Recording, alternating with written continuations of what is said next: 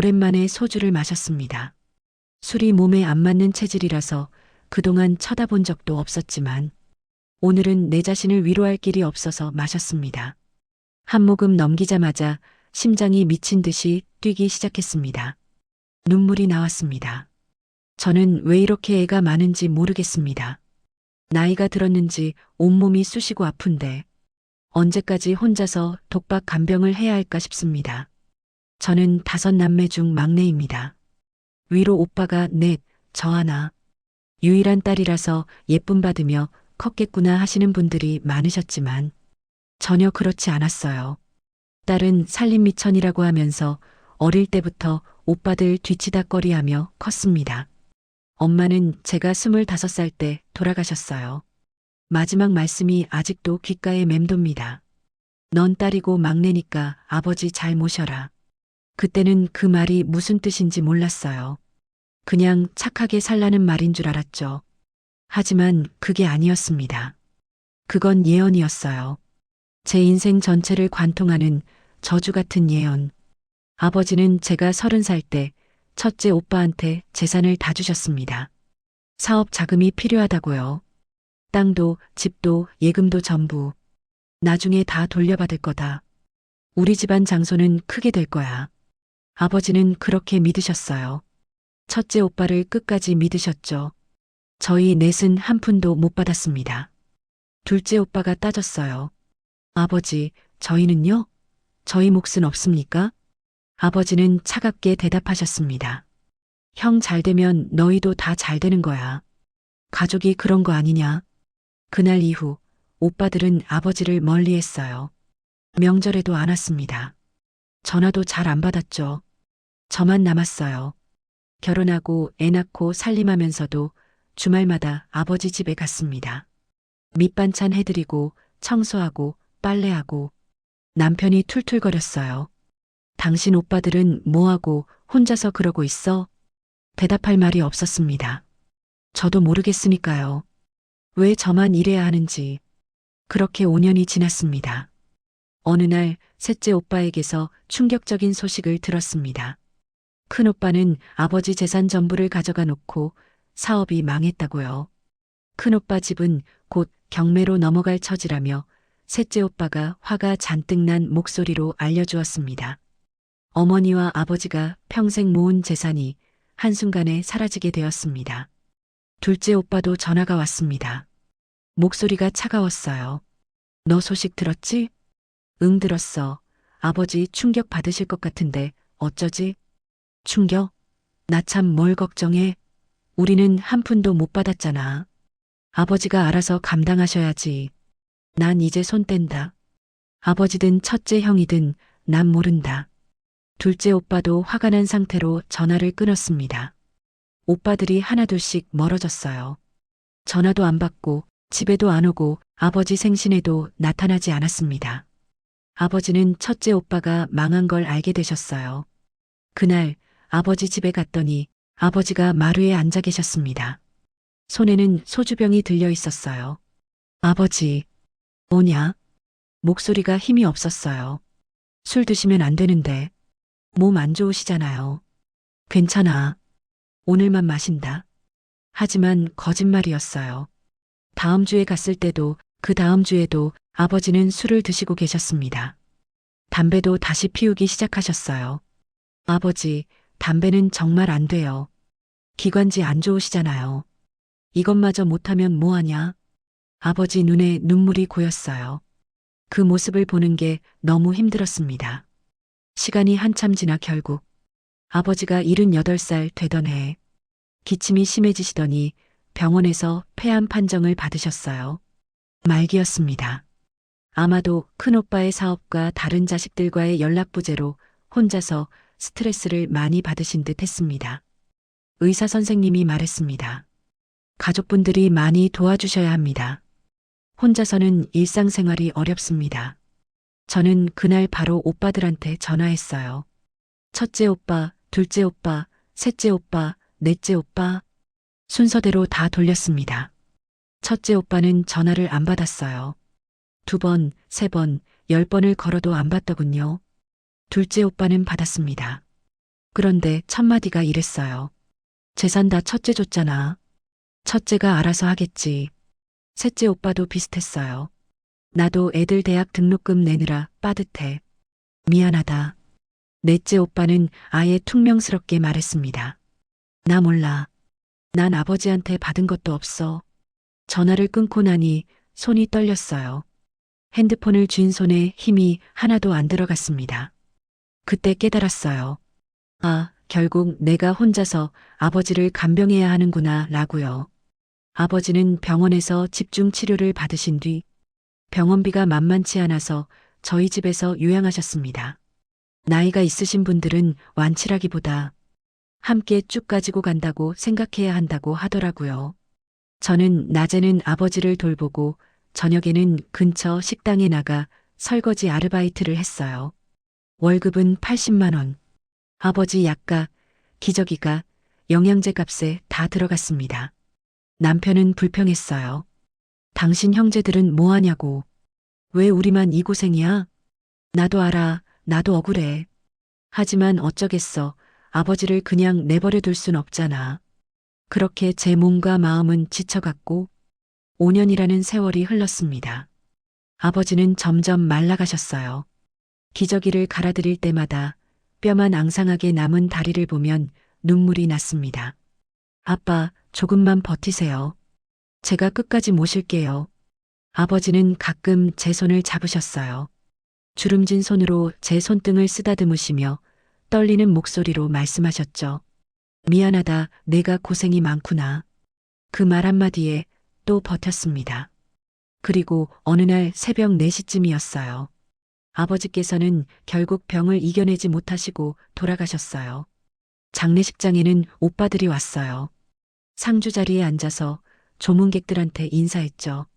조문객 한 분이 물었어요. 고인께서 많이 편찮으셨다던데 돌아가시기 전까지 누가 간병하셨어요? 첫째 오빠가 대답했습니다. 저희가 형제들끼리 돌아가면서 모셨습니다. 거짓말이었어요.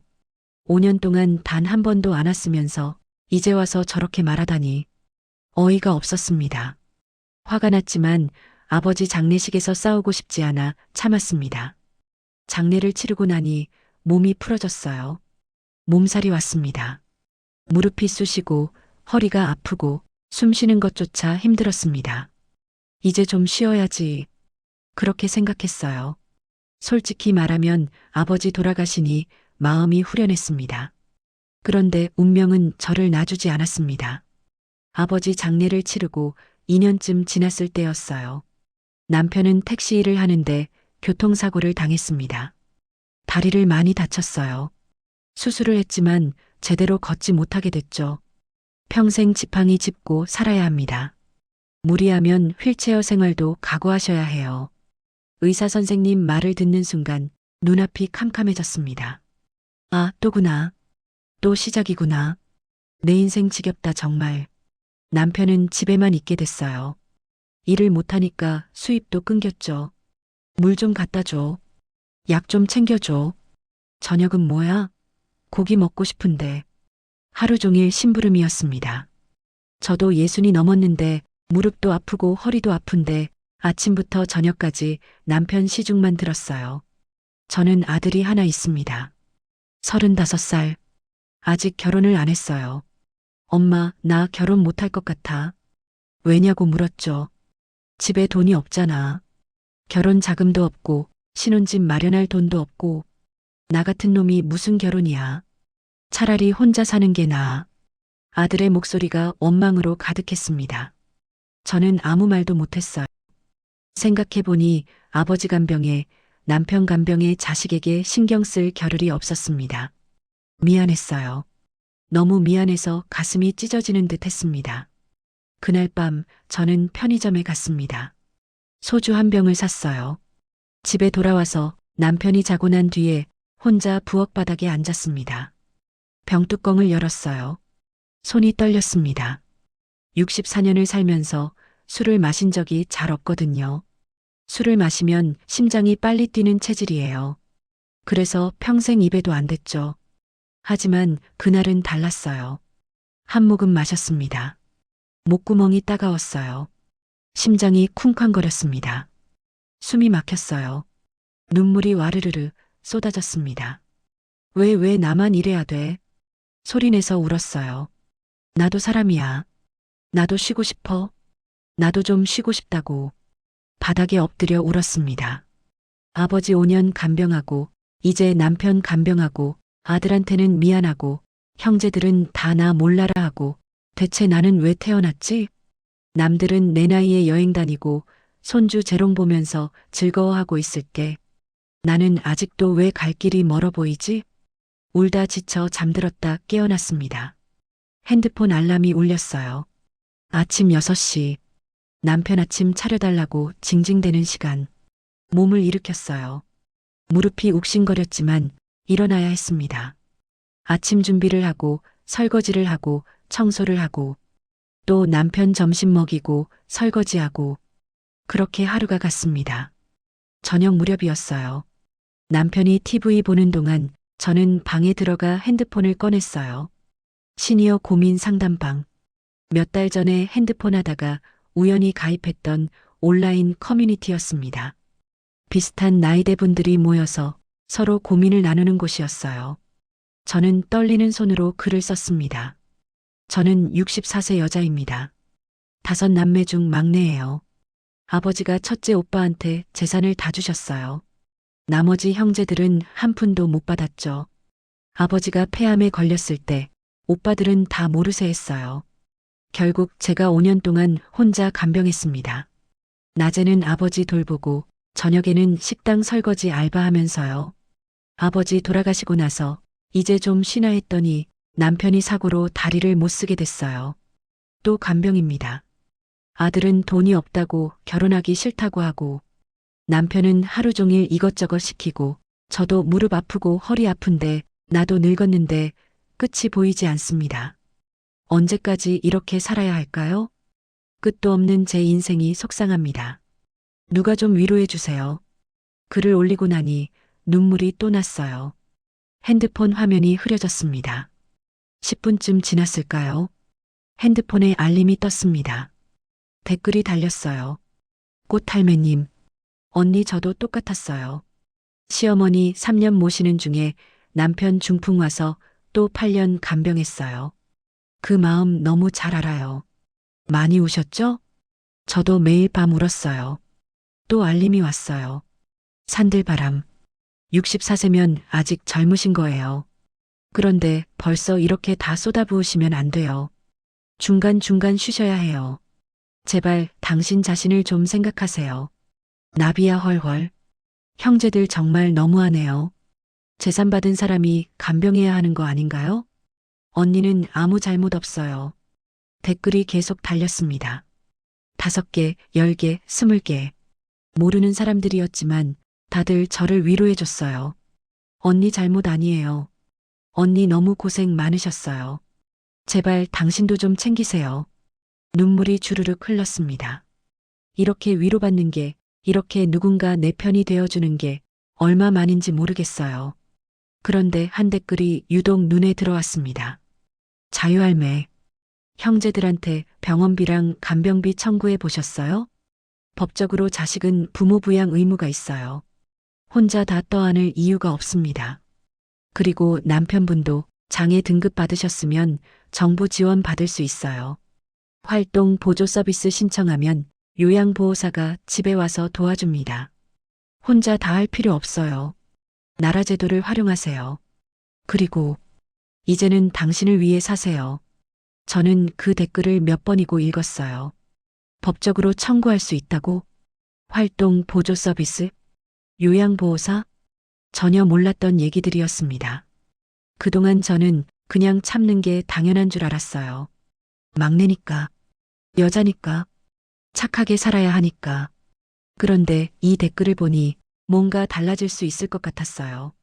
다음 날 아침 저는 주민센터에 전화했습니다. 저기 남편이 다리를 다쳐서요.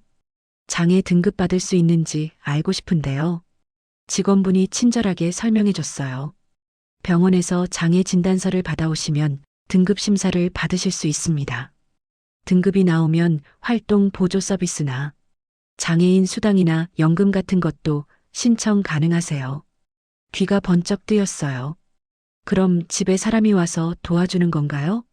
네, 요양보호사님이 주 3회 정도 방문해서 씻기고 식사 보조하고 운동 도와드리고 그러세요. 전화를 끊고 나니 가슴이 두근거렸습니다. 그럼 나는 조금 쉴 수 있는 거 아니야? 그 생각만으로도 눈물이 났어요. 그날 오후 저는 또 다른 전화를 걸었습니다. 법률 상담센터였어요. 형제가 여러 명인데 부모님 간병을 혼자 했어요. 비용을 나눠서 청구할 수 있나요? 상담사님이 말했습니다. 가능합니다. 부양 의무는 자식 모두에게 있어요. 간병비, 병원비, 생활비 영수증 있으시면 형제들한테 분담 청구하실 수 있습니다. 그럼 5년 전 일도요? 소멸시효는 10년이기 때문에 영수증이 있으면 가능합니다. 저는 집에 있는 서랍을 확인했습니다. 아버지 병원비 영수증, 약국 영수증, 기저귀 산 영수증, 식당 알바비 입금 내역. 다 모아뒀었어요. 언젠가 필요할까봐. 손이 떨렸습니다. 이걸로 오빠들한테 말할 수 있구나. 저는 오빠들 단톡방을 만들었어요. 그리고 사진을 올렸습니다. 영수증 사진들. 5년치. 그리고 글을 썼어요. 오빠들, 나 막내야. 아버지 5년 간병하면서 쓴 돈이에요. 병원비, 약값, 간병 비용 다 합쳐서 총 2,300만 원. 5남매니까 1인당 460만 원씩이에요. 다음 주까지 계좌로 보내주세요. 단톡방이 조용했어요. 한참 뒤에 둘째 오빠가 답했습니다. 야, 미쳤냐? 갑자기 이게 무슨 소리야? 셋째 오빠도 거들었어요. 아버지 돌아가신 지 몇 년인데 지금 와서 돈 달라고? 웃기지 마. 넷째 오빠는 더 심했어요. 너 혼자 알아서 한 거 아니냐? 누가 부탁했어? 우리는 모른다. 첫째 오빠는 카톡을 읽고도 답변이 없습니다. 저는 한 번 더 글을 올렸어요. 법적으로 자식은 부모 부양 의무가 있어요. 영수증 다 있으니까 안 주시면 법적으로 청구할 거예요. 그제야 첫째 오빠가 전화를 걸어왔습니다. 목소리가 차가웠어요. 네가 지금 뭐 하는 거야? 가족끼리 이게 뭐야? 오빠야말로 뭐 했어요? 아버지한테 재산 다 받아놓고 5년 동안 단 한 번도 안 왔잖아요. 그건 사정이 있었어. 무슨 사정이요? 나도 사정 있었어요. 근데 나는 했어요. 첫째 오빠가 한숨을 쉬었어요. 에휴, 알았어. 얼마 달라는 거야? 460만 원이요. 460만 원? 그게 지금 작은 돈이야? 5년간 2,300만 원 쓴 거예요. 나눠서 내는 거잖아요. 안 돼. 그건 너무 많아. 그럼 오빠는 얼마 줄 건데요? 100만 원. 귀를 의심했어요. 100만 원이요? 그것도 많이 주는 거야. 나도 사업 어렵다. 전화를 끊었어요. 손이 부들부들 떨렸습니다. 며칠 뒤 첫째 오빠가 100만 원을 보냈어요. 둘째, 셋째, 넷째 오빠는 아무것도 안 보냈습니다. 단톡방에 글을 올렸죠. 첫째 오빠는 100만 원 보내셨는데 나머지 오빠들은 언제 보내실 건가요? 답이 없었어요. 사흘 뒤 넷째 오빠가 답했습니다. 나는 안 낸다. 억지 부리지 마. 셋째 오빠도요. 나도 마찬가지야. 네가 알아서 한 거잖아. 둘째 오빠는 단톡방을 나갔어요. 저는 그 화면을 멍하니 바라봤습니다. 아, 가족이 이런 거구나. 뭔가 마음속 깊은 곳이 툭 하고 끊어지는 느낌이었어요. 한참 뒤 남편의 소리치는 소리가 들렸습니다. 물 좀 갖다 줘. 아까부터 몇 번을 말해. 저는 물을 갖다 줬습니다. 남편이 투덜거렸어요. 요즘 맨날 핸드폰만 들여다보네. 화가 났지만 참았습니다. 그냥 참았어요. 며칠 뒤였어요. 핸드폰에 낯선 번호로 전화가 왔습니다. 여보세요? 안녕하세요. 노인복지과입니다. 네. 어르신, 최근에 저희 센터에 남편분 활동 보조 서비스 신청하셨죠? 아, 네, 그런데요. 심사 결과 나왔습니다. 상급 판정 나오셨고요. 주 5회, 하루 3시간씩 요양보호사 파견 가능하세요. 눈물이 핑 돌았어요. 정말요? 네, 다음 주부터 시작 가능하세요. 그리고 장애인 연금도 신청하시면 월 30만 원 정도 받으실 수 있어요. 전화를 끊고 나니 가슴이 벅차올랐습니다. 나 조금 쉴 수 있는 거구나. 감사합니다. 혼자서 몇 번을 하늘을 쳐다보며 감사하다고 했습니다. 그날 저녁 남편한테 말했어요. 여보, 다음 주부터 요양보호사 선생님 오신대. 뭐, 그게 무슨 소리야? 당신 씻기고 운동 도와주고 그런 거 해주신대. 남편이 인상을 찌푸렸습니다. 남이 우리 집에 왔다 갔다 하는 게 싫은데. 나도 힘들어. 남편이 저를 쳐다봤어요. 뭐, 나도 무릎 아프고 허리 아파. 64살이에요, 나도. 이제 좀 쉬고 싶어. 목소리가 떨렸지만 또박또박 말했습니다. 남편은 아무 말도 안 했어요. 그냥 돌아 누웠죠. 하지만 저는 알았어요. 뭔가 달라지기 시작했다는 걸. 일주일 뒤 요양보호사 선생님이 오셨어요. 50대 중반쯤 되어 보이는 다정한 분이었어요. 안녕하세요, 어머님. 제가 앞으로 남편분 도와드릴게요. 선생님은 남편을 씻기고 옷도 갈아입히고 운동도 시켜줬어요. 저는 그 모습을 보면서 가슴이 뭉클했습니다. 아, 내가 안 해도 되는구나. 오후 3시쯤 선생님이 돌아가셨어요. 집이 조용했어요. 저는 방에 들어가 누웠습니다. 그냥 누워있고 싶었어요. 그때 전화벨이 울렸어요. 아들이었습니다. 엄마. 응, 왜? 엄마, 나 미안해. 응? 무슨 소리야? 아들이 한숨을 쉬었어요. 엄마한테 결혼 자금 없다고 투정 부린 거 진짜 미안해. 나 요즘 엄마 생각 많이 했어. 엄마가 할아버지 5년 간병하고 아빠까지 간병하는 거 보면서 나는 엄마한테 뭐 했나 싶어서 눈물이 핑 돌았어요. 엄마, 나 돈 모을게. 그리고 결혼은 내가 알아서 할게. 엄마한테 손 벌리지 않을게. 아들아. 그리고 엄마, 이제 엄마 인생 사세요. 엄마도 쉬어야죠. 전화를 끊고 나니 눈물이 주르륵 흘렀습니다. 처음으로 누군가 저를 생각해 줬어요. 제 아들이. 저녁을 차리면서 문득 생각했어요. 나 요즘 좀 달라진 것 같아. 예전에는 모든 게 무겁게 느껴졌어요. 세상이 짐 같았죠. 그런데 요즘은 조금 가벼워요. 왜 그럴까 생각해 보니 나를 위한 시간이 생겨서였습니다. 산책할 수 있는 시간, 온라인 커뮤니티에서 댓글 읽는 10분, 식탁에서 믹스커피 마실 수 있는 30분. 그 작은 시간들이 저를 살아있게 만들어요. 예전에는 쉬어도 쉬는 것 같지 않았거든요. 밤이 되었습니다. 남편이 먼저 잤어요. 저는 부엌에 나와 따뜻한 차를 한 잔 끓였어요. 몇 달 전 같으면 소주를 마셨겠죠. 하지만 오늘은 차를 마셨어요. 창문을 열었어요. 바람이 들어왔습니다. 시원했어요.